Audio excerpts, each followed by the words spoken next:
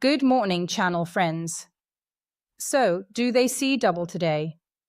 Yes, they see double, and they actually do, because these are two twin chests of drawers.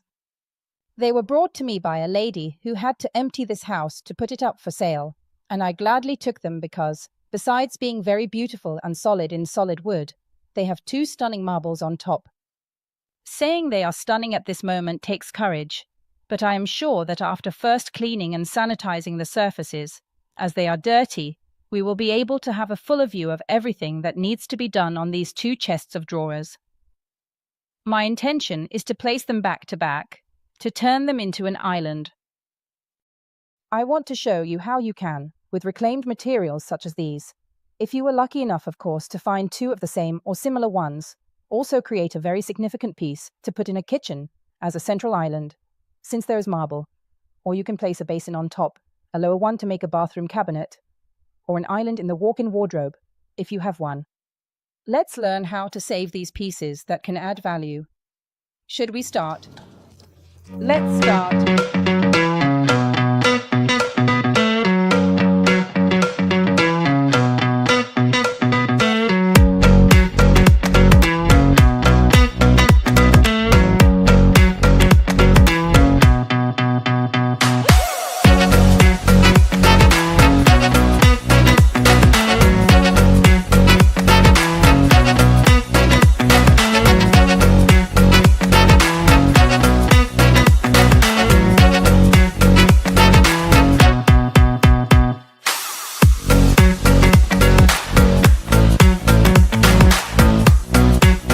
7 of the 8 drawers are really solid, made of solid wood, nice wooden plates, as you see put this way, not horizontal, which is better because they don't bend, because they are shorter. But one of the 8 drawers, specifically the bottom right one, was really damaged because it was not made with the same wooden boards. Or maybe they were replaced. They are small plywood boards that absorbed a lot of moisture. You see, there is mold and it was already drying out, because we put it in a clean, dry place. There were woodworms and stuff. We must remove this shelf and replace it. Today we will understand how to recreate the bottom of a drawer that has been ruined. Let's go. We take it off piece by piece. It falls apart completely. Don't hurt yourself. As Emma throws away the wood, I removed the old nails that were blocking the drawer from behind with a nail puller. You can see that they are completely rusted. If they come off with the nail puller, great. Otherwise, we also take pliers and, without hurting ourselves, pivot the nail that has also lost its head. Trying not to damage the wood, we get it out. In this way, we don't hurt ourselves and we then have a beautiful, pure, and clean wood free of imperfections, because they are ugly to look at. So, we now continue. We cleanse the whole piece of furniture and wash the inside well first. We removed all the drawers, left them outside, and then thoroughly sanitized the inside. Then we'll carry on.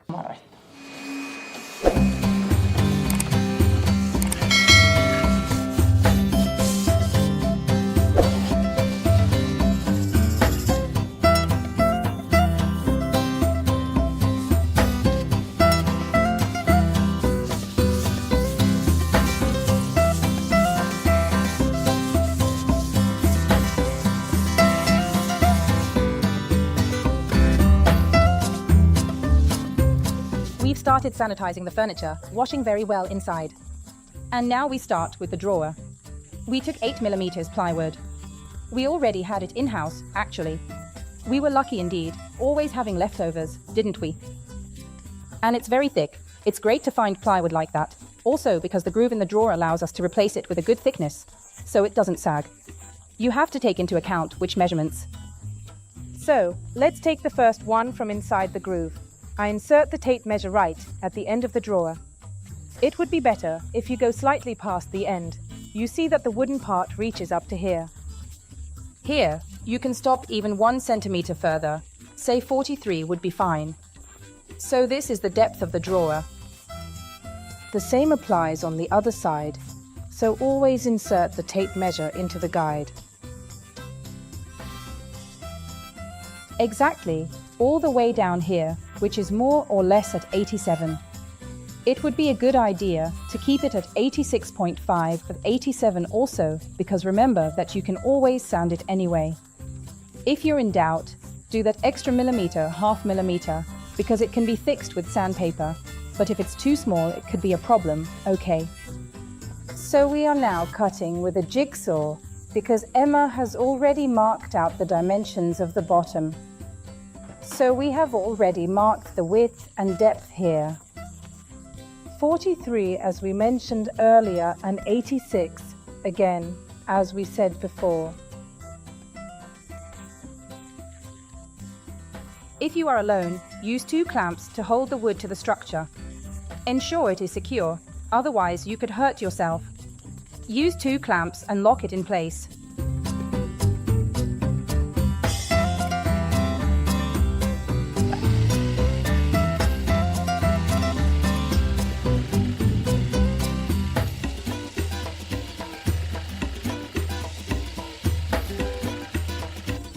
She cuts straight. She has manual skill.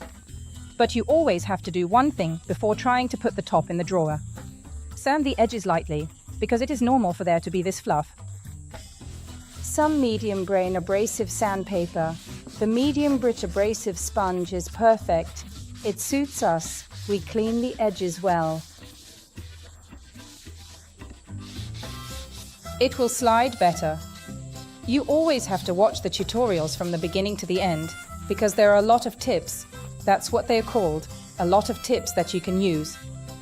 And one of the tips is to take some paraffin, some old broken candles, or the bottom of a candle you have, and rub it well on the edges.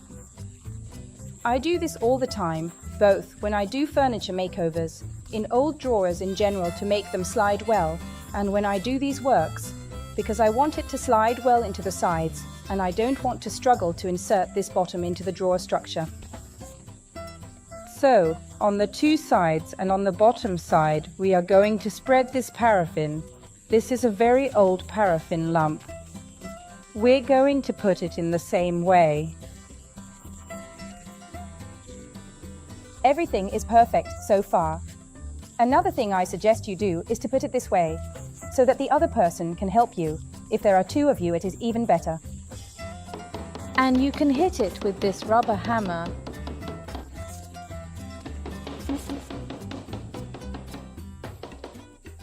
To insert the wood well into the groove.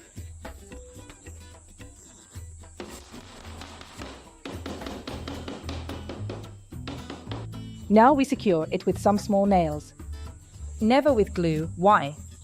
Because wood moves and breathes, so when in heat and cold, the glue can break. It won't allow the wood to move.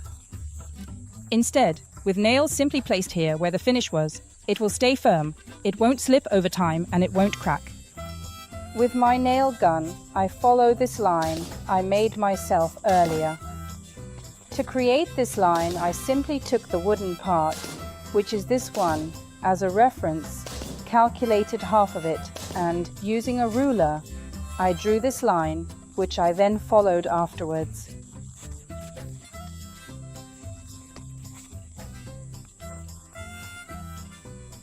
Let's see how the drawer turned out.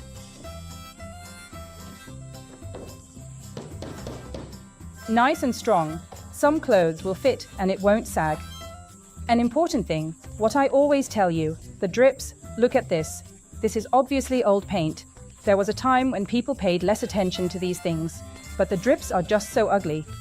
So one thing we're going to do while we're cleaning up and coloring is also to remove these ugly drips. They're unsightly. You know that what makes Magic Paint perform much better than all the other paints is that it is the only one that does not produce primer. I say produce because many paint brands say primer isn't needed, but then they produce it and often tell you to use it. Magic Paint grips everywhere. There is only one case in the whole Magic Paint range where I always tell you to remove the base when the base no longer sticks. What does it mean? If the paint had not peeled off, I could have painted over it, but I can't. It all comes apart as soon as I touch it. The paint peels and holes appear. And I can't apply magic paint on this structure. Apart from the fact that it has a lot of grooves, but then it would peel off after a while because no matter how good magic paint is, on such an unstable base, it wouldn't even last a month. One thing you have to understand though, this is a dresser. That's different. In fact, the surface of the other dresser is not so unstable. It's much firmer. It doesn't peel. That's why we are not going to remove all the paint. Emma has already done our bar. She has rinsed it off. But before we prepare for painting with pure color, she will rub an abrasive sponge on the sides on these knocks that have slightly dented the furniture. This is to remove the groove. We're not focused on removing the base as it is solid. We only want to remove the step between the old paint and where it was dented. So, two pieces of furniture treated differently over the years. This one has undergone thermal changes and become chipped. The other one is made pretty much the same, but the paint is solid, so I will save time. After Arbar, I will lightly sand to remove the grooves and then paint. Here, however, it is crucial to remove the old paint to do a good job. I remove it using a heat gun. Why? Not as the paint stripper doesn't work, but as I saw 4 layers of paint. The first layer is a cementite, then a white enamel, a green enamel, and a brownish enamel, 4 layers. It will be faster with the heat gun. If you don't have one, it's a minor purchase. If not, borrow it. You don't buy a heat gun to make one makeover, only if you find yourself in a situation like this. If I did not have the heat gun and had to do it with paint stripper, I would have had to apply it twice. It would have been fine, but I might have taken longer. Here I have already made 3 drawers. Look at them, exceptional even just with the stripping. And in 5 to 6 minutes, I'll do the entire drawer. Unfortunately, the old paints smell. They are difficult and this one even sands off. It really strips very easily, but the cement-based paints were very hard and very difficult to remove. So be careful. My heat gun reaches up to 600-700 degrees. For you, 250 to 300 degrees will be enough. As you can see, when you lean it down, bubbles start to form and voila. Underneath, there is a beautiful larch wood. The wood underneath is really, really beautiful. Unfortunately, I won't be able to leave the drawers in bare wood because there are quite a few holes. I have already noticed from the other drawers that, unfortunately, they made holes in the past to change the handles. In short, they have unfortunately slightly damaged the surface. Do you see how the old paint is crumbling? It comes off with the help of the heat gun by breaking into small pieces. It doesn't melt like classic paints. This is to tell you that, unfortunately, old paints are completely different from one another, and you can't expect to understand how to remove paint from some surfaces at first glance. Here there are 4 layers of paint applied over many different years, perhaps in 20 to 30 years. So think about how many changes the paint industry has undergone all these years. How many different components are on this surface? You must never think that some protective paint will fix it. Some people sometimes see something like this, apply a coat of protective and paint. No. If the surface is so compromised, it must be stripped. We sanded what was peeling. It took us a little over 5 minutes. But it's a very good base and we can work on it afterwards. To recap, with magic paint, you don't just color all the time. If the underlying paint is in good condition, yes, you can clean it or dust it if it doesn't need thorough cleaning, and then you can paint directly with magic paint. If the paint underneath peels off, you have to remove it. Now let me show you another trick. First, we applied wax to the strip and relined and recreated the bottom of the drawer. Now, we apply wax to the drawers to make them slide. You see, now it's stuck. Let's put it here. Flip it upside down. It's usually always good to apply wax to the parts that rub against the raw wood. So, all this part here. And this part here. If you are really good and careful, take the wax and wipe it here as well. In this way, you can be absolutely sure that the drawer will slide smoothly back and forth. Try it, Emma. Just give it a little push to see if it slides better.